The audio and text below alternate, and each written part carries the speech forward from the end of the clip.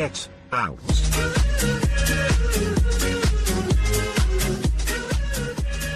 Welcome to I'm From the Internet, a podcast about somethingawful.com, the goons, and their consequences. I'm Chicago illustrator Winslow Dumaine, and I'm sitting here with internet historian Jay Brandstetter. Jay, how have you been? I'm doing great. I think we have a little format shakeup here that I think is actually going to be really additive to the show on top of being a lot of fun. So I'm excited to introduce it and do our first one. Yeah, we haven't recorded for a minute because we obviously just did the big three-parter about steroids, which was so fun, and I'm glad that we got to do it. Yeah, it and had I a also really good was reaction. I was just on Marcus's pod. So if you go give a listen to Ain't Shit Show, I was on that, just kind of gabbing with him, and then we go into the Patreon too. So that was a fun listen. Apparently that dude's drinking something called nightmare juice, or no, it was night juice, and he also did a drug called called N-bomb, and we get into the whole specifics of why they call the drug N-bomb. It's a fun listen. It doesn't go where you're thinking, but we're back in the saddle. And Jay, why don't you tell us about what's the change to the podcast format? Yeah, because the steroids episode got a positive reception. I'm really glad. Basically, the thing is, I had spent a lot of time researching and writing and editing it, and I want to make sure that the main episodes are that level of quality. And basically, just because my writing is always the bottleneck on this show, is a little peek behind the curtain.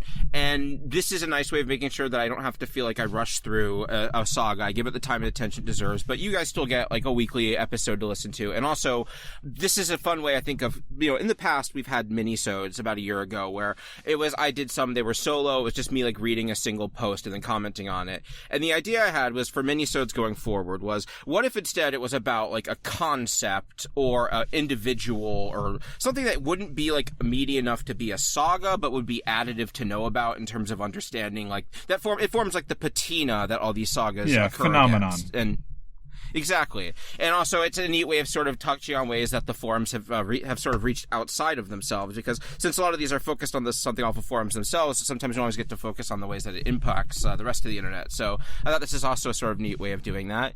And I have the one we're going to start with is one that is very near and dear to my heart and is very fun, so I'm looking forward to talking about it. All right, well, yeah, we're talking about... Okay, yeah. Today we are talking about the Get Out frog, which this guy you haven't heard him, listener, but in the episode he's popped up in documents before when we've been reading, and one of these little smileys have popped up. Winslow, if you could describe the frog one. Okay, without giving away too much of it, because I do know a little bit about the origin of it. It is just like, if you can imagine, kind of squat-shaped cartoon frog staring off to the top right corner of a square, and then there's just various... Yeah, it's kind of like Pepe in an odd way that we've had... frogs are like a big part of American cartoon culture. We have the Warner Brothers frog, we have Pepe, and we have the Get Out frog. There's probably Kermit. Jesus Christ, dude, frogs go deep. For why is that? Don't mess with Big Amphibian, man. I'm not even trying to stretch for content, but that's kind of funny to think about how many because I can't tell you the last time I saw just a frog just out and about. At the zoo, that's one thing, but frogs have this outsized impact on American culture, on a world culture at this point. Fascinating to think about. I never thought about it until I looked at the Get Out frog. But, so it is a series of different emojis of a cartoon frog in different expressions. And I think we can get into the grid of it. The way I tell them apart is that the Get Out frog, he has like a peach colored mouth thing, kind of like how Homer Simpson has like his stubble muzzle. Like that's kind of what he has, whereas Pepe's just all green. That's the way I tell them apart. But this is the Get Out frog. Get Out. The origin about him, since you're right, it is very funny. This image here. There she is. There she is. Okay. This is, oh man, there's so much to say, I feel weird having so much to say about this picture, but It is a it's a picture. The center focus is of a like maybe late teens, early 20s, attractive young woman, on her knees, kind of bracing herself against the wall. And there are, it's just like very clearly this taupe colored beige wall. And there's some stuffed heart pillows on the ground and like a little, some like power outlets and stuff. To the left is the stuffed Get Out frog, which is where all of this is started, right? However, what's really always struck me about this image is that other than the fact that she is thin, she's just wearing like jeans and like early 2000s kind of like a 3/4 sleeve shirt and white socks. And she's like, you know, she has a nice figure, but it's very like unsure. It's not decidedly pornographic or horny in any way. It's clearly somewhat provocative, but it's the fact that like this is not a pose that makes sense. There's like it's not like a horny pose necessarily, and the fact that it's just like a few pillows, like stuffed hearts and like the stuffed Get Out frog on the carpeted floor of what is very clearly like a suburban boring ass house, just reads this like very dull, pretty sexless life kind of gussied up in a funny way. And I don't know, there's just something very funny about it because it's something that's effectively trying to turn you on, but it's not very hot at all. Yeah, this is like Laura Palmer's like prom photo. Like on first glance, it just looks like a thing, but the more you look, like the more unsettling and off it is. Like, or like what always stands out to me is her pants. I'm glad you mentioned them because like her pants are. She's wearing like jeans, and the pants are sort of like a weathered, like sort of like worn out denim, but the pockets are like solid, fresh blue, like they were just sewn on.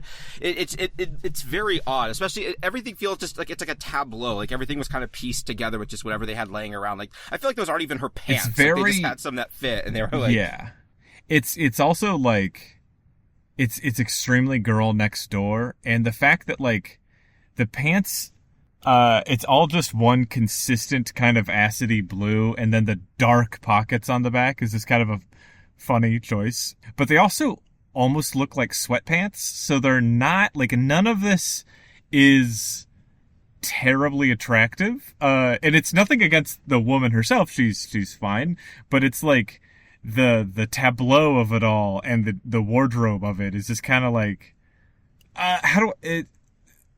we've talked about this for way too long already, but imagine, if you will, like a hard rock song that's trying to be offensive, but they don't ever like say any cuss words, and they also aren't really committed to offending anybody. This is trying to turn me on.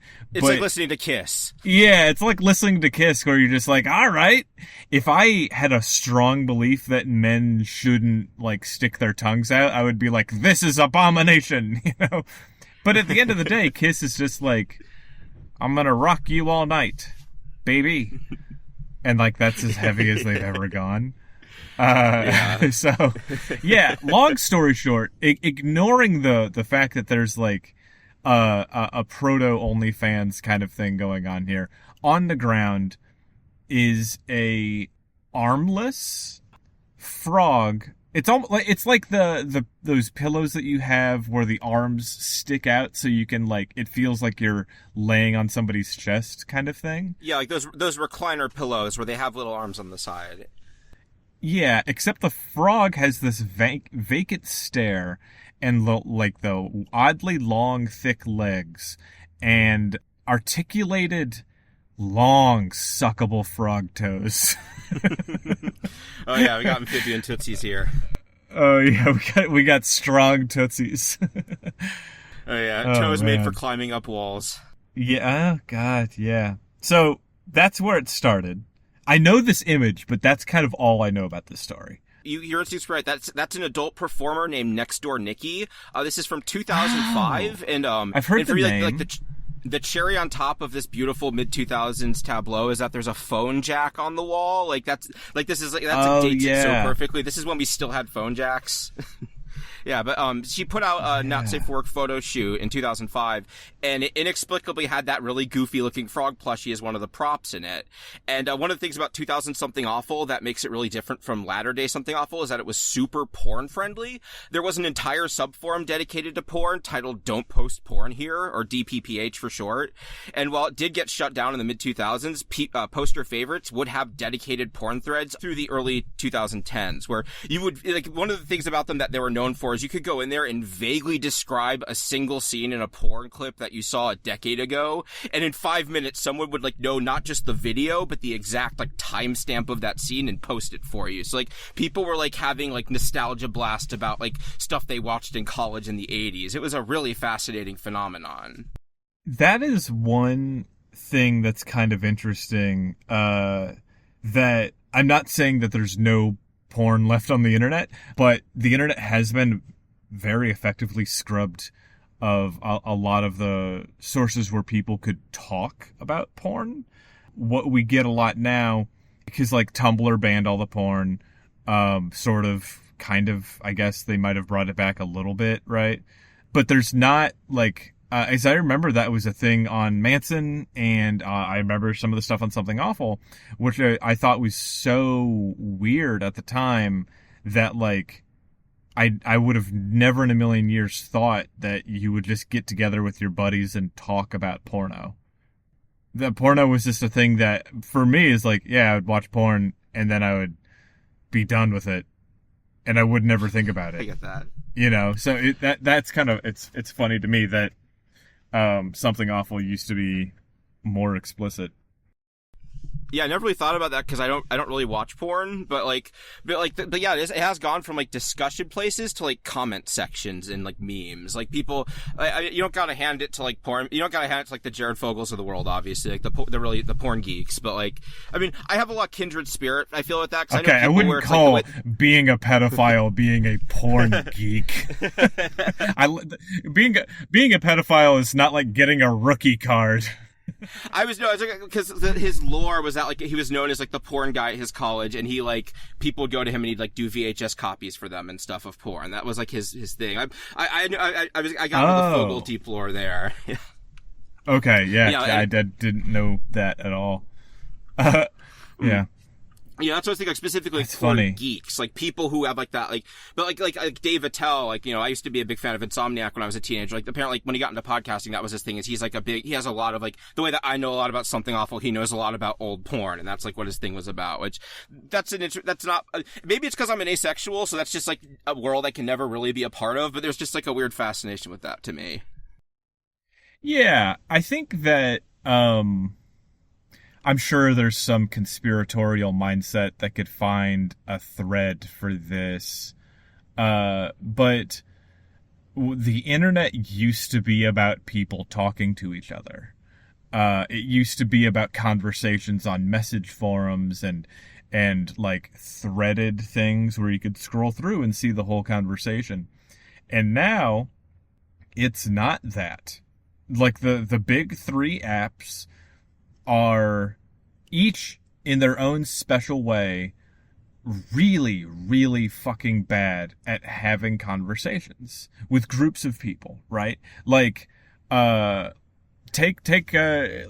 just go back to Manson USA, which was the name of the website. The forums, I don't think I've ever mentioned this. The forums were called the Hierophant, or the Fant for short, and it was actually intentionally misspelled because there was an error on the back of Antichrist Superstar where the I and the E were transposed in the word Hierophant.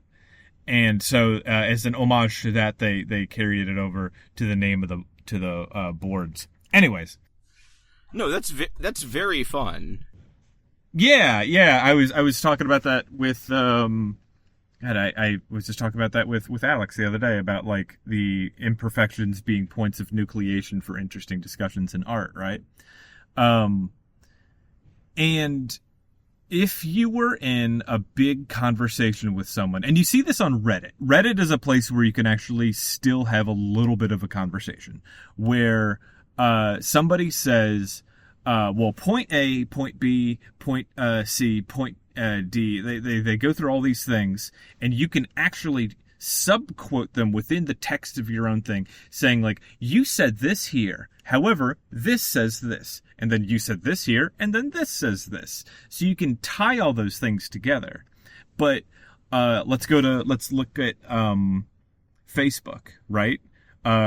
Where not only is it like majorly censorial of any links that go outside of Facebook and of certain text things, like Facebook is suppressing anything that has anything to do with Palestine, because it makes people feel bad and they spend less time looking at fucking Alibaba ads, right? Responding to a conversation on Facebook, your comment will just get like lost and jumbled into everybody else's comments, right? Then you go over to Twitter, and like Twitter, famously bad at having conversations, because you'll like scroll through the threads and the app itself is really, really bad at like loading deep comments or loading at all. Everybody says that Twitter runs perfectly fine, that Elon hacked away all the staff there, but it really doesn't. Like it so often it doesn't load at all, right? And then worst of all is Instagram, where like, oh my God, the number of people who want to have conversations with me in the comments of my posts or in their posts, but the Instagram organization of comment chains is just like they roll the die. It makes no sense. So long story short, the internet used to be about having deeper textual conversations, and you could see that in porn threads where people actually had conversations about porn. And now the whole internet is just a comment section, which is just a bunch of nerds talking to the bot that posted the thing. They're not talking to each other. They're talking to the whatever bot posted the news article, the GIF, the picture. And so we're not talking to each other. We're just each in our own little cubicle saying random little jokes to ourselves. That's all we have for today, folks. No, that's actually, as a synthesis of that in the porn discussion from earlier, I guess one thing that I can talk about, like in my experience with it, is that it used to be in like the 2000s, if you were a weird furry, then you'd have like a forum you would post on. And like if you were an artist, whenever you drew something, you would post a thread about it. It would have a title. You'd post the picture you drew. You'd like write about how you made it or the characters in it or whatever. People would reply to it. They'd be like, oh, I really like this. Oh, I think that's cute. That's really hot. Whatever. There'd be actual conversations, and sometimes they'd go pages, and you would like know the people that were commenting on your art. Like I made friends with people just because I would comment on their art and ask questions about it and stuff. And now if you're like a furry artist like that, and you're usually, if you post like on Twitter, you might get like hundreds of likes now, or even thousands, compared to where in the past you were doing it for like an audience of dozens. But you don't really get, like, the artists complain all the time about how they don't have any conversations or engagement with their art, that they'll spend days working on a picture and they'll post it and it will get a lot of likes and a lot of retweets, but like nobody like really says anything, because it's just like something that you look at and then go on to the next thing, and how it's very isolating and alienating. And it's affecting everyone, unfortunately. Even we are lucky that, like, I feel like furries in general are much better about having like communities and conversations about like adult topics like this. Like, I mean, but also just like it's affecting us too. Like they used to say that furry is too weird to be commercialized, but now a lot of like weird furry artists sell merchandise. Like you can buy like blankets with their art on it, or like plush toys of their original characters, and it's just like everything is kind of becoming like you said, like comments around stuff to sell things. It's, I don't know how to fix it, but it is, Yeah, I mean, as someone who, like, I should probably post my illustrations more often, but it sucks, because if I post a picture of my face or some jokes that I wrote, those blow up.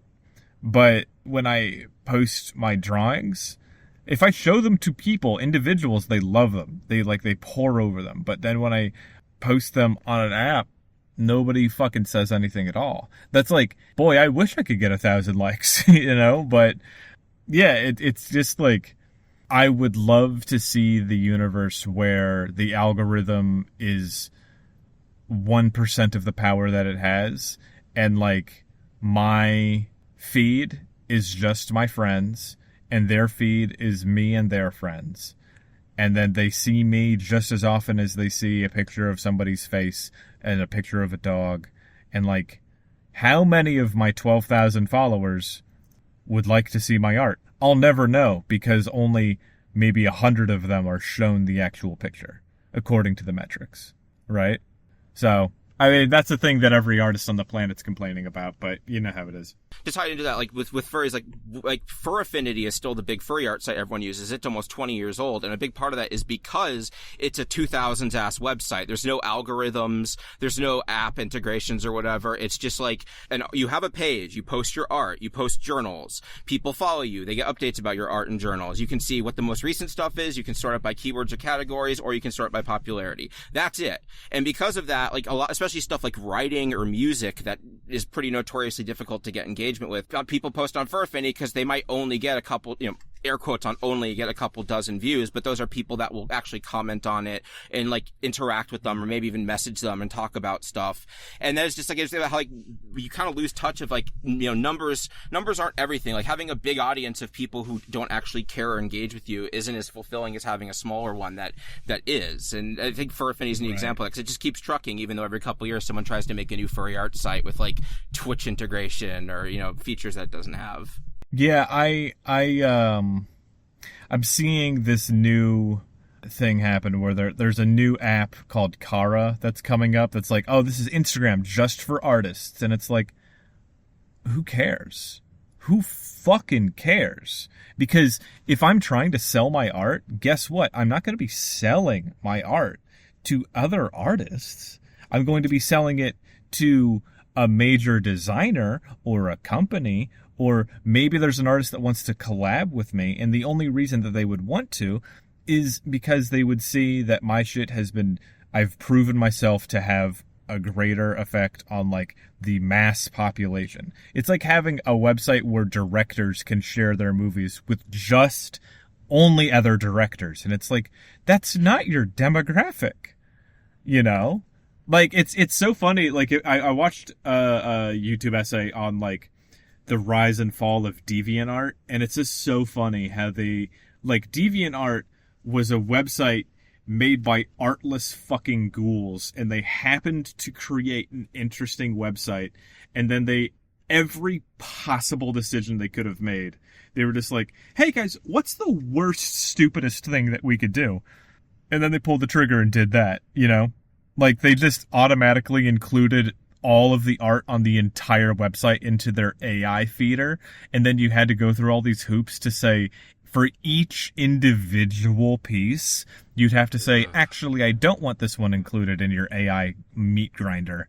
And, like, it's just so funny that, like, you get to pick one, right? You have, like, a functioning website, you have mass appeal, and you have generally success, I guess. You make money. Yeah, and make money, right? Because, like, Kara, any of these apps, like, if you want to have 1 billion potential users to see your stuff, yeah, you're going to have to sell a shitload of ads. That's the only way it's going to happen. Nobody's going to pay. I wouldn't pay for Twitter. I won't pay for Facebook. I won't pay for any of that shit. Yeah. And because of how apps work, all the stuff that's going to blow up on there is stuff about being an artist, where it's just those comics where it's like, when a big artist likes your drawing or whatever, it's just going to be like the same engagement bait everywhere else, just targeted at a specific audience. Right. I'm just so tired of seeing so many cute, pleasant, like soft, palatable, like radio-friendly style art. You know what I mean? And it's like, I don't care how poignant your little webcomic is about losing your best friend. Don't care. It doesn't make me feel anything because you did it in like this soft, cute, pleasant, digestible way. It's like, please. I've seen 1 trillion of these. It's not that I don't care about your dead friend. It's that I've seen so many people do their cute little art about their serious topic that's fully digestible, and not a single one of them is stuck in my memory because none of them are startling. This is that genre of comic where it's just like an animal telling you it's okay to be depressed, no punchline. Like, oh yeah, God. Oh my God. Yeah, that's why I don't watch fucking BoJack, and then all of the BoJack heads will just, pull their fucking hair out because I don't watch the whatever, like, pedophile horse show or whatever it is. I don't care. Not interested. Anyways. Yeah, speaking of things you shouldn't don't post porn here. Yeah, so don't post porn here because its existence caused a lot of drama. One of the things that actually happened is they had a ban on what they called homegrown, which was people posting porn of themselves because it caused a lot of trouble.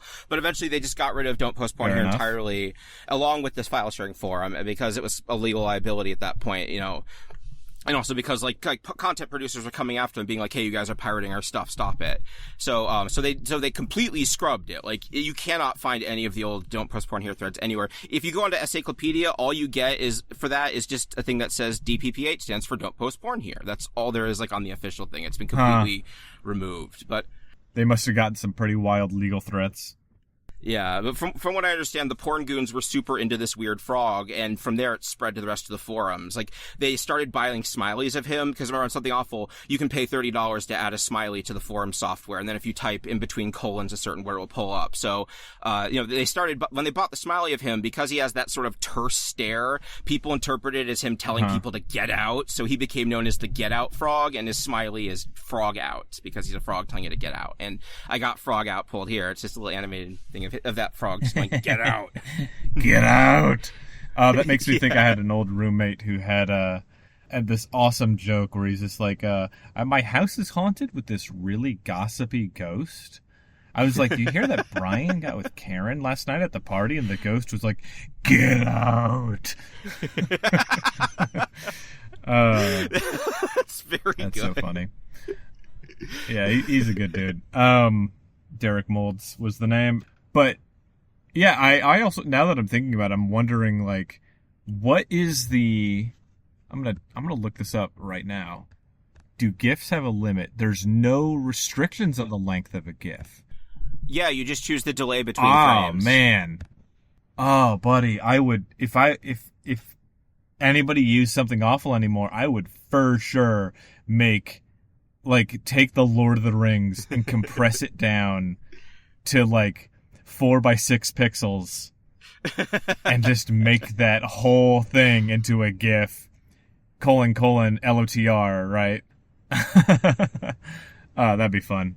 Because that was the thing that I did on Manson USA. I was locally hated when everybody was using their 256 kilobyte internet, or kilobit rather, because of course, my signature and my avatar sign were always the flickering, fucked up images of goth art that I made in Adobe GIF Maker. Hell yeah. And they would be 7 megabytes, and people would be like, "It takes the whole fucking time to load your page every time that you post."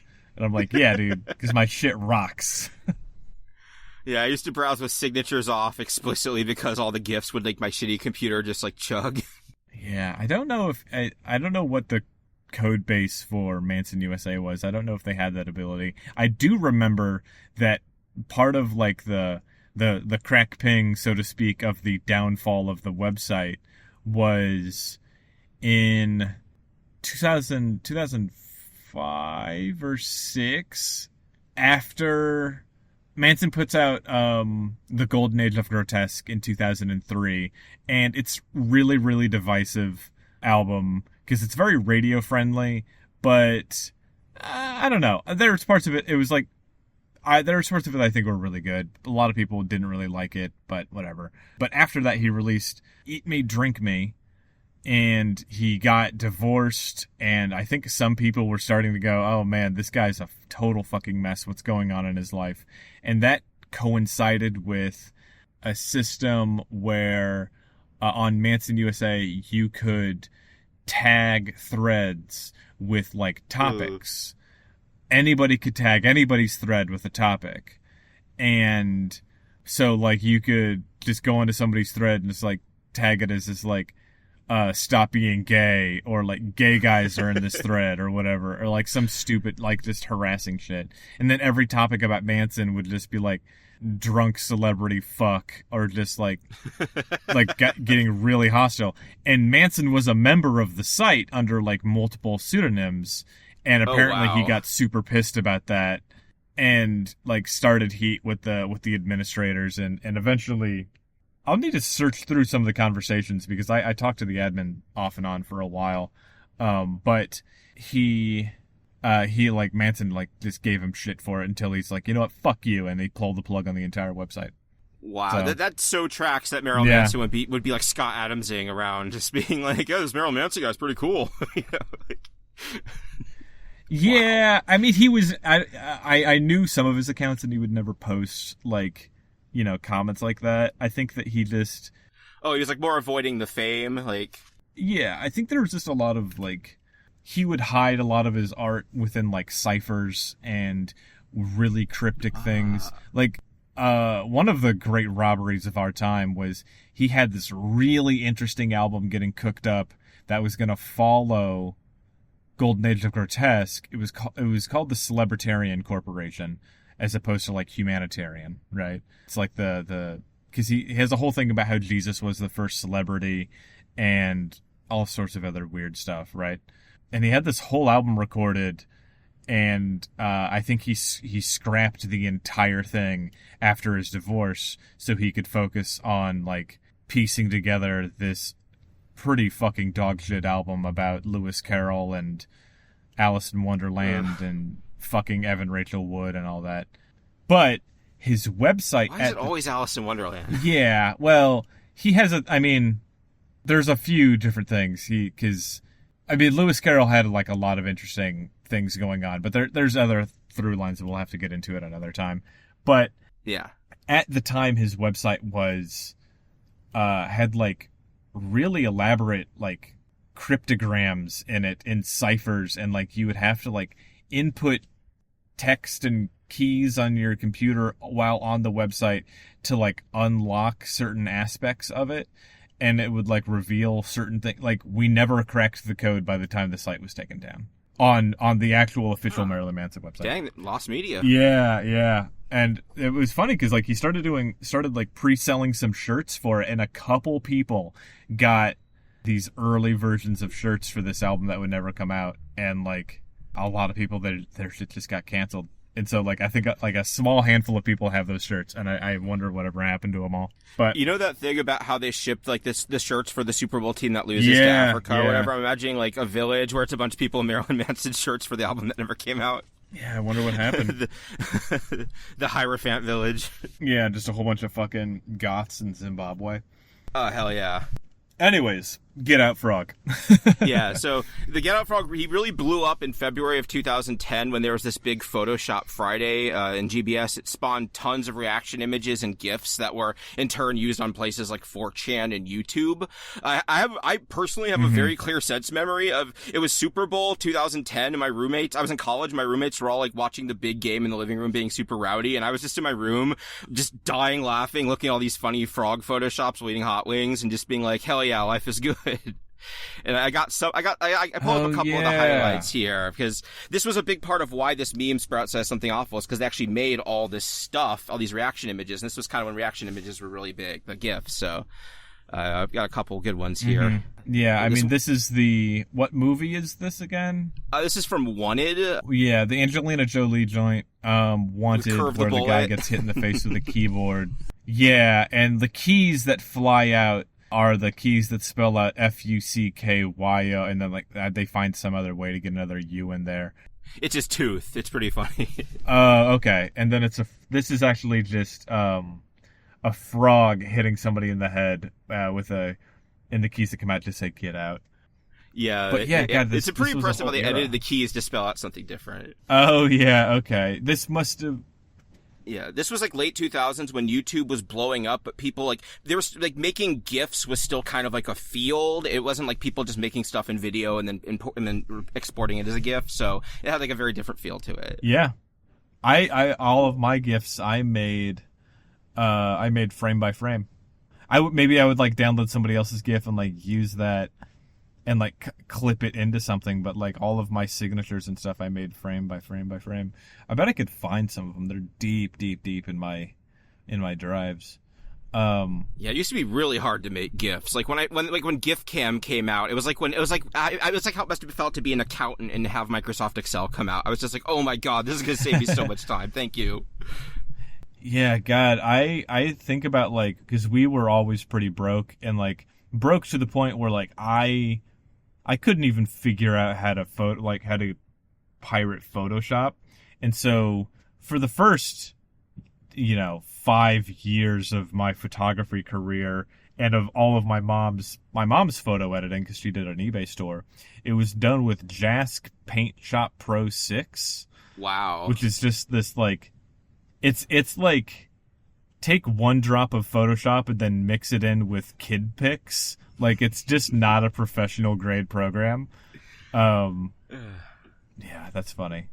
That's so good. Anyways, this is one from some horror movie where some like rotten zombie guy gets hit with a truck, and then the splatter from the inside, you can see that his guts spell out "Get Out," but the rotten zombie is the Get Out frog. It's pretty goddamn elaborate, Yeah, it's very well done. Yeah, it's from RoboCop when the guy gets dumped in nuclear waste, for anyone who's seen that. And I saw this one. I had to post it 'cause it's relevant to us. Yeah, it's from Manos: The Hands of Fate. Manos: The Hands of Fate, where he opens up his cloak and instead of hands, it says "Get Out." God, I'm sure there's Jordan Peele crossover potential within this if it came out at the right time. Yeah. But yeah, a lot of really high quality ones, and also an interesting thing about the Get Out frog too is that he's actually one of the symbols for something awful that goons used to self-identify as. Like in video games, when they have like a clan tag or whatever, it's usually that frog or whatever. Or like if you use the third-party Android app to read the forums, the default icon is the Get Out frog. I have a little picture of that Play Store thing of it here. Over 10,000 downloads, rated mature, 17 plus. Yeah, and a part of the reason why they did that is because Lotax was really possessive of the grenade icon for something awful, because that was like something he had chosen. So he didn't let other people use it for unofficial stuff, and they had to use other symbols. And unfortunately, like you mentioned earlier, Pepe the Frog, when he blew up, the Get Out frog does kind of look like him. And then that kind of fell out of favor because people are like, yeah, I don't want an icon that looks like Pepe on my phone in case someone looks at it. So they stopped kind of using him as the. I mean, he's still on there right now, obviously, but they added the option to let you pick from a bunch. So like I use this little cartoon ghost. Yeah, like I remember the ghosty. Face. It's like a little Pac-Man ghost with little dot eyes, and he's got like just a triangle for a mouth, kind of like cut into his body, which is also his face.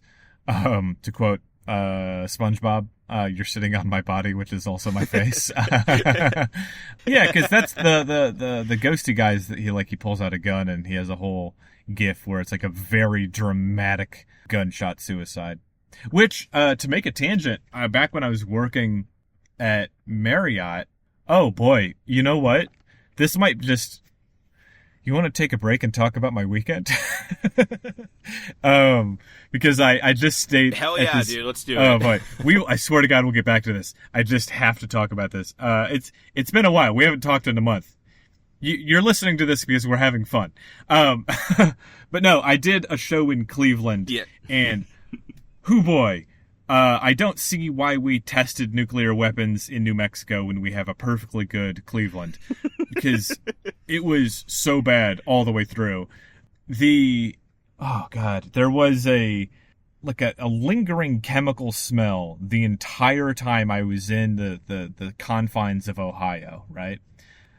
We set up for the show, we go to the hotel, and the hotel, it's the Wyndham by the airport, which is already bad. We get our shit in, we load in, and the cabinet to the utility closet is swinging open, and I look in and I see the air filter for the utility for the fucking room or whatever, and it looks like a set piece from the movie The Road. It is the thickest gray matted clot of dust and grime. I used to clean filters for a living. I've never seen anything like this. It was vile. And so I just kind of gently plunk the door on that shut. I go into the bathroom, and the bathroom has no handle, and it's a sliding door. So you have to take this little chip of metal that sticks out of the door and use your fingertips to slide the door closed.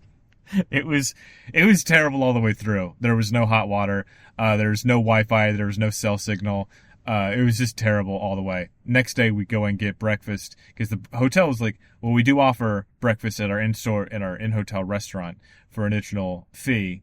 And, I pay the fee. I get 2 little tickets and I go over there, and it's just this woman with a hot plate. And she's like, you want cheese in your omelet?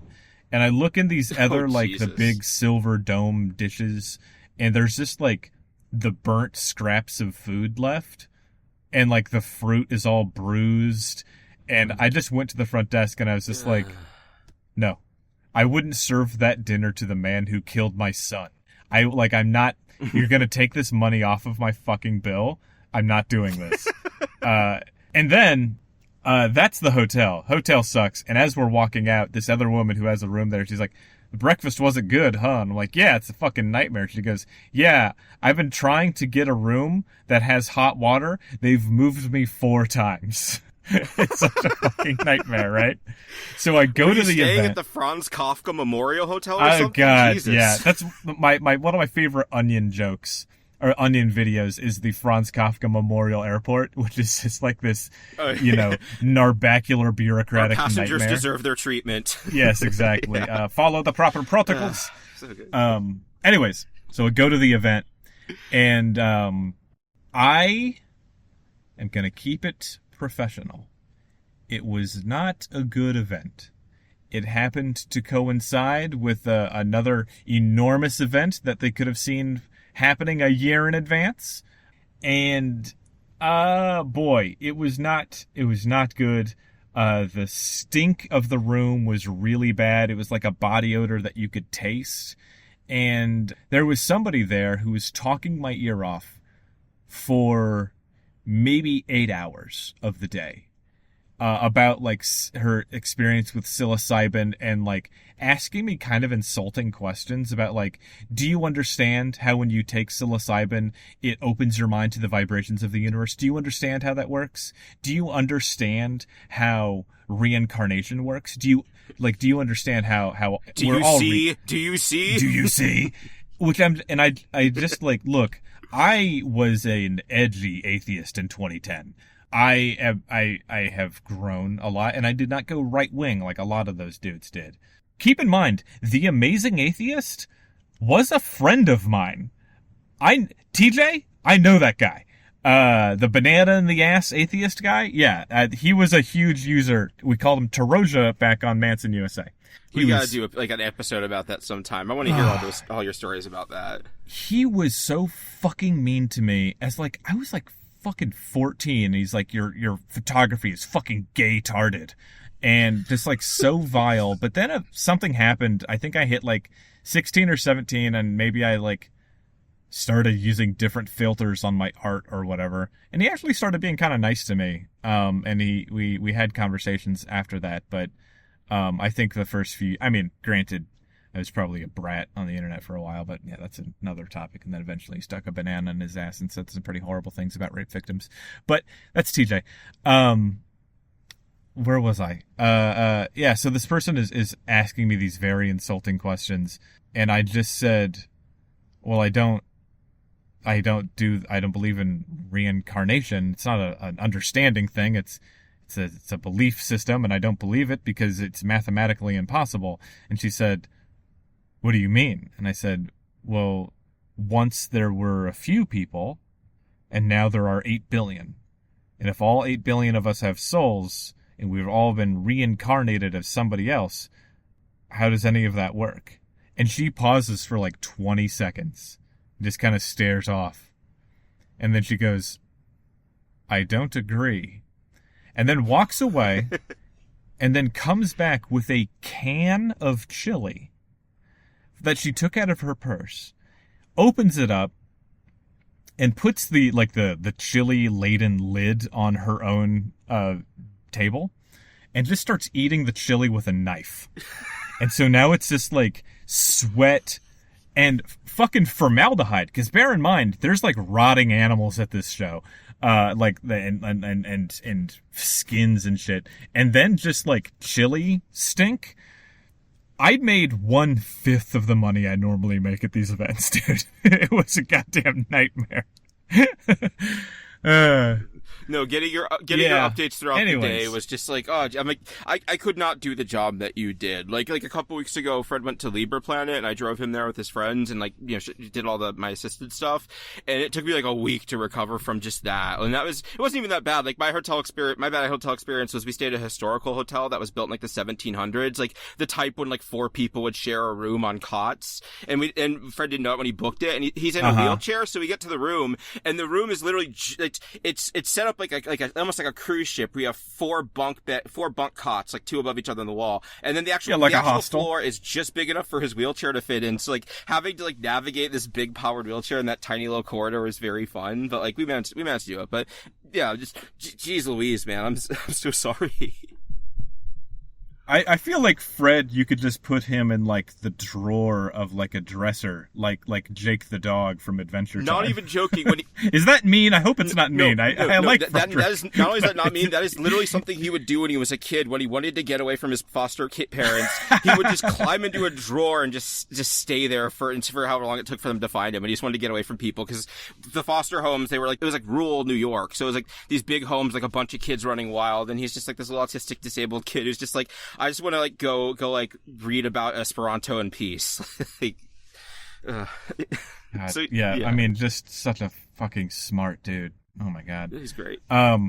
Anyways, all of this is to say, the reason why I am very forgiving of 99% of hotels is because the hospitality industry is very, very difficult.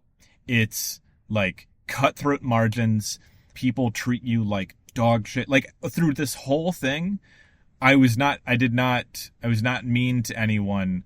Like I didn't actually say to the lady at the front desk that I wouldn't eat this food or serve it to the man that killed my son. I just said, this isn't worth $13. I'm sorry. I would like my money back. Like I'm not mean to anybody at the front desk or at any desk, you know, like I worked working class jobs my entire life.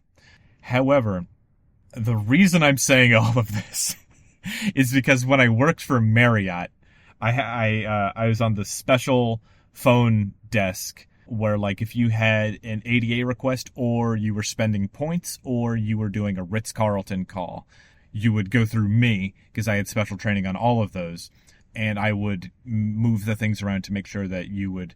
We could not technically guarantee you a wheelchair access room, just because of the way all of that happens, but I would do my best. And I called in one room, and the front desk was like, hey, yeah, I would love to help you, but can you call back in like 20 minutes? We just had a sigh. And I was like, you just had the Korean pop star? What? And he's like, no, we just had a sigh. And I was like, look, man, I work a phone. I'm not at a hotel. I don't know what he's like, a sigh, a self-inflicted gunshot wound to the head. And I was like, oh, okay. Yeah. I'll call back. I guess I'll call back or something. I don't know.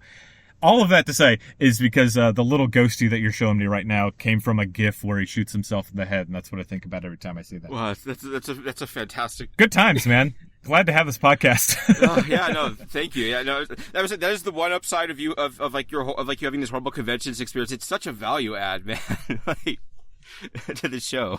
Oh, it's that's the thing is like.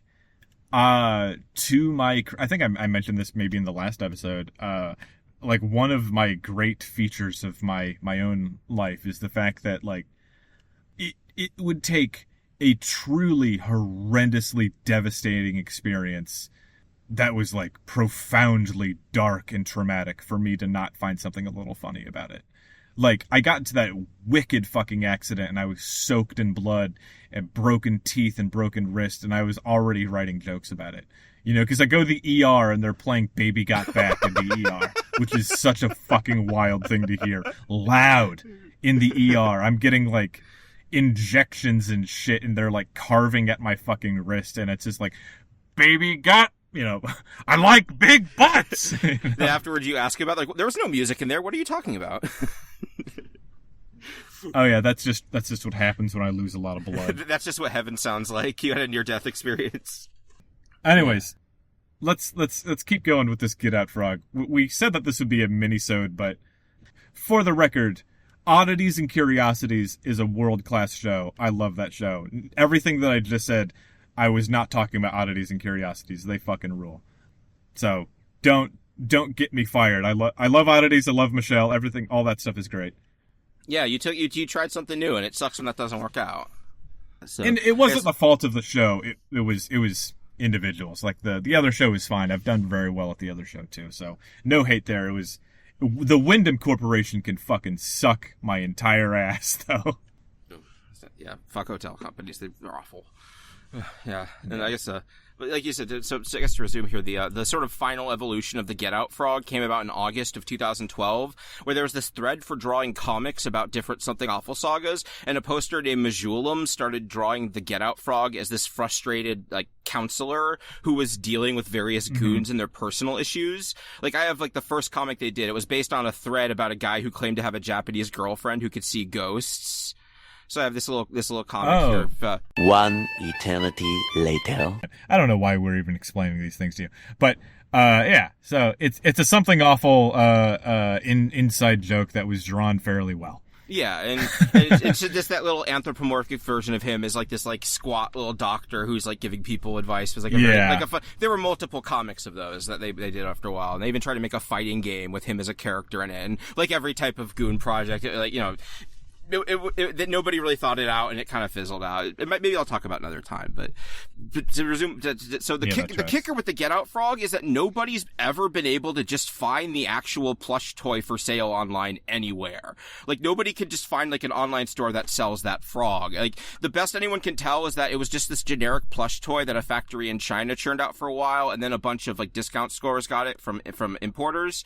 So over the years, goons find them in the wild, and it's like finding it's like a diamond in the rough. You got this random like dollar store plush toy that is like incredibly wanted, and then they auction them off for hundreds of dollars on the forums. And I have one of the pictures. And another thing too is like getting to see the frog from another angle, because when you see him from head on, he does look cute. He looks like he has like a smile, and his eye. It's just that one angle makes him look really weird. Yeah, and he doesn't have any arms, which is funny. Also, I've been doing this every morning. This is my advice to everyone. If you can, in the mornings, you're having your coffee. I mean, I get it. Not everybody works in 9 to 5 except me, really. I just walk the alleys in my neighborhood and see if anybody's throwing away any interesting trash. And yesterday I found boxes and boxes and boxes of like nice folded clothing. That was like quality. It wasn't like junk and ratty and falling apart. I checked it and there's not like bugs on it, and I washed everything. And I'll like give it away to people and sell it and stuff like that. But I found a jean jacket that had like a painted design on the back, and I look in the pocket, $37. So hell yeah, go through the trash. It's worth it. That's my advice to everyone.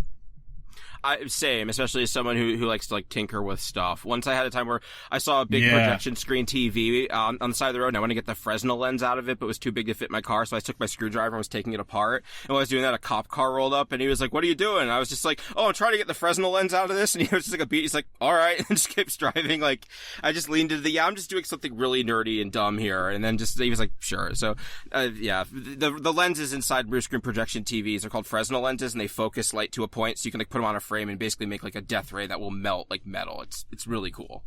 Oh yeah, like that. I'm sure you've seen that building that has this like very beautiful. It's like an all glass, modern glass and steel building, but yes. There's a part of it that is slightly convex. Convex, right? Convex is out or concave. I don't know. I know stalagmite and stalactite, but I don't know that one. Yeah, so either way, it's bending inward slightly, which causes a perfect parabola of light to accrue, and it created like this 500-degree death ray that just scorched a street, like a strip of the lawn in front of the building, which I think is so fucking cool. That like, if we did things right, what you do is you put a little coffee shop there. And you have that light go in through the sunroof and boil the water. It's so good. I love that. That's brilliant. Save so much money. Yeah, that's actually the thing they do is they make like solar like ovens or whatever with that specific thing intentionally. That would be a great idea. Yeah. Yeah, but anyways, so basically, because these auctions kept happening, at one point, a poster named Nolan, who was like someone who sewed and had experience with fabrics, they created an exact replica of the original Get Out Frog plush using one that a goon had bought to get the measurements. So I have a little making of here. Like, they made a whole pattern for it to make like a perfect replica. And because I'm me, I've had a copy of that sewing pattern in my Dropbox for over a decade now. And I still haven't gotten around to making one myself, but I'm including a link to it in the show notes. So if you want to make a Get Out Frog plush of your own, you can do that. It has the instructions. It tells you what materials you need for it. All you have to do is print it out and like tape it to the materials or whatever. So, by all means, if you make a Get Out Frog, send us a picture. I'd love to see it. I love that guy. Yeah, that'd be very cool. Yeah, I love that it's all just a series of shapes, and you can make it yourself. It is. Oh, yes, and then we have a variation of the Get Out Frog, which is he blinks, and then like a wicked smile and some dark eyebrows appear on his face, and it just says, "Get in," yeah, which is more concerning. I would be more like, you know, the line in Stalker when you finally get to Rostock and he goes, "Get out of here, Stalker." I think it'd be more ominous if he was like, "Come on in, Stalker." You know, that would be. Yeah. Fun bit of lore that the smile on that is from the troll face. That's the troll face smile. So just a little bit of trivia there. But I guess it does kind of one last funny detail. Oh, that is the troll face. Funny. Yeah, like the classic meme of like troll dude. Yeah. And I guess one last little detail about that is that it blew up on Portuguese Tumblr, but there they call him Me Obrigue, which translates to "make me," which is kind of the opposite of Get Out. I like how people will look at that same image and have a completely different interpretation. It's like I found some memes, like there's one where it's like a Brazilian "keep calm and carry on" meme, and then there's just the Get Out frog with like "Me Obrigue," like "keep calm and carry on, make me," or. That's funny. Or like one of like Windows resetting. That's so good. Yeah. I love that this is just a phenomenon. Yeah, that was it. Like, it has its own Know Your Meme. Okay, page. Yeah. So like, it is big, and like also like in like MLG circles, there was that frog was big there. Like he's a legit phenomenon. I love that little guy.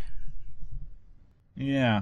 There's so many different little pieces of it. I do love seeing like how all of these things are clicked together, because like you'll find like the same kind of memes cropping up in different contexts in different parts of the world, but you'll also see like Russian memes, or like especially now Chinese memes are floating to the top, and you're just like, oh man, it's almost like, what is it, Cockney rhyming slang, where you're like, oh, I need to know so much shit to understand why this is funny, you know.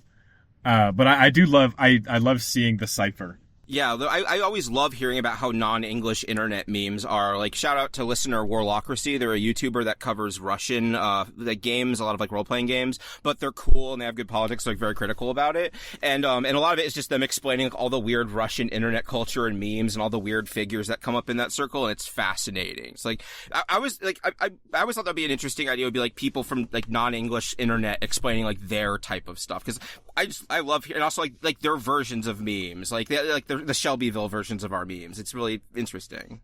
Yeah, I do wonder.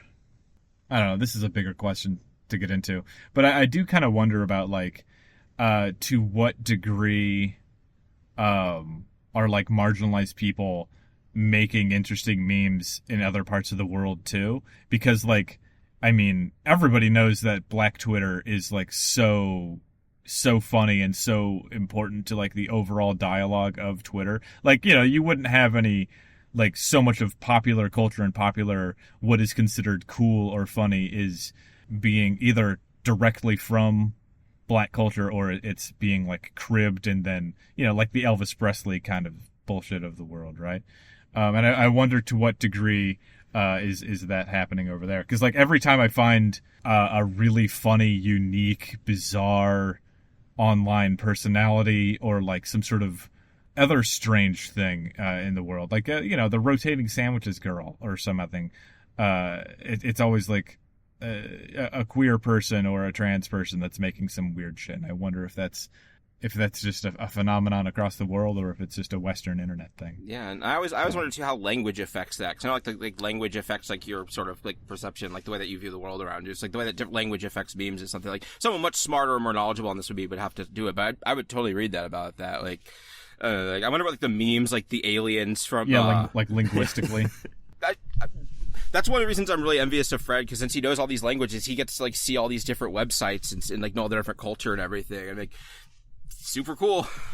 Yeah. But, well, we don't know any other languages, but we do know a whole lot about a very big part of our own world and our own internet culture and stuff like that. And I don't have any fucking regrets. I don't want to speak French.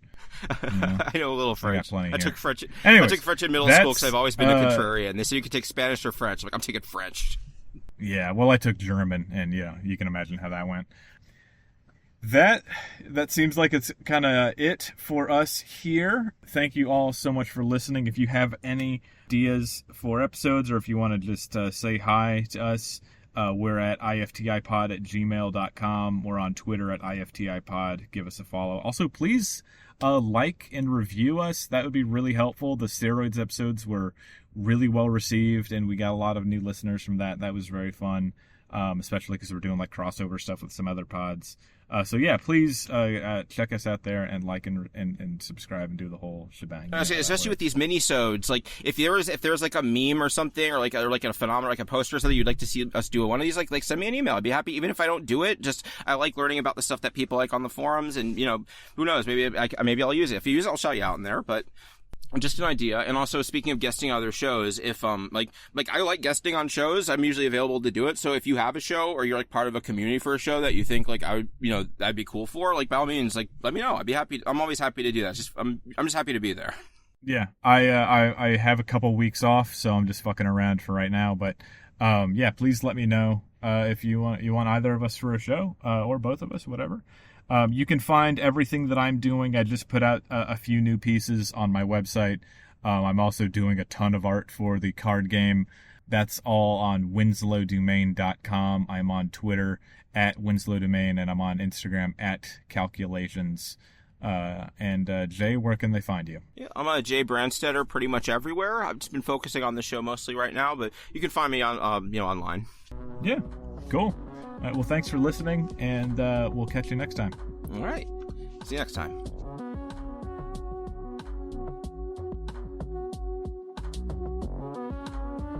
I'm From the Internet is created by Jay Brandstetter and Winslow Domain.